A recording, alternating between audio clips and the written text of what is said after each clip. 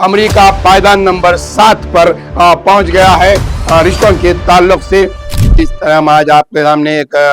سماج سے جڑی ہوئی خبر پر تذکرہ کرنے کے لیے سامنے آئے۔ جیسا کہ آپ جانتے ہیں کہ رشتوں کے تعلق سے عام طور پر شہر حیدرآباد میں یہ رجحان پایا جا رہا ہے کہ بیرونی ممالک کے رشتوں کو ترجیح دی جاتی ہے، جس کے اندر صفحے اول پر آتا ہے امریکہ کا ویزا، اور صفحے دوم پہ آتے ہیں کینیڈا کا ویزا، پھر اس کے بعد نمبر 3 پہ جو ہے آسٹریلیا یا پھر لندن کے ویزوں کو ترجیح دی جاتی ہے۔ بعد میں آتا ہے خلیجی ممالک کا نمبر۔ ان کے پاس، نوجوانوں کے پاس فیملی ویزا اور وہاں کے اخراجات، وہاں کے ٹیکسز کے حساب سے کافی حد تک جو مشکلات ہیں خلیجی ممالک میں جانے والوں کے لیے شہریت نہیں ہے، اور پھر ایک 25-30 سال کے عرصے کے بعد پھر واپس حیدرآباد میں آ کر روزگار کی تلاش کرنی پڑتی ہے۔ مماثل اس کے کہ امریکہ، کینیڈا، آسٹریلیا، لندن اور ان ممالک میں روزگار کے لیے جانے والے بچے پی آر لیتے ہیں یا شہریت حاصل کرتے ہیں، پھر مستقل طور پر وہاں پر رہتے ہیں، جم جاتے ہیں۔ اس کو دیکھتے ہوئے رشتوں کے تعلق سے، چاہے وہ لڑکیاں ہو یا لڑکوں کا رشتہ اگر امریکہ کو ہے تو پہلی ترجیح تھی، لیکن اب اس کا تناسب جو ہے، اس کی تقریباً رجحانات چینج ہوئے ہیں۔ میرج بیوروز ہیں، ان کی ایک تجزیہ رپورٹ کرے گے تو مہینے بھر کے بعد، رمضان کے بعد شوال کا مہینہ شروع ہوا ہے، تو یہاں پر جو ہے تجزیہ کرے، اگر ہم دورہ کر کے معلوم کرے تو پتہ یہ چلا ہے کہ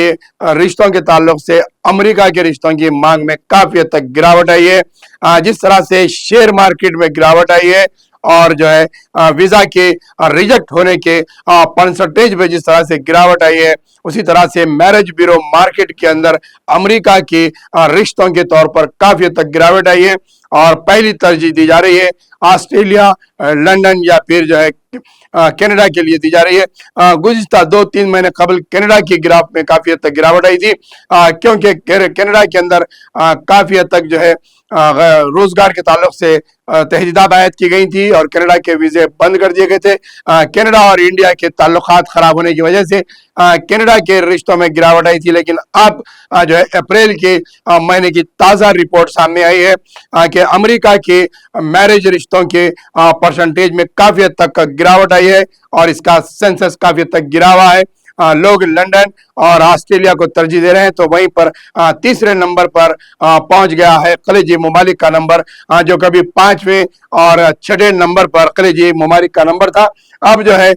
سعودی عرب، گلف، قطر، دبئی کا نمبر جو ہے بڑھ کر 5ویں سطح پر، تیسری سطح پر آ گیا ہے۔ Canada, Australia,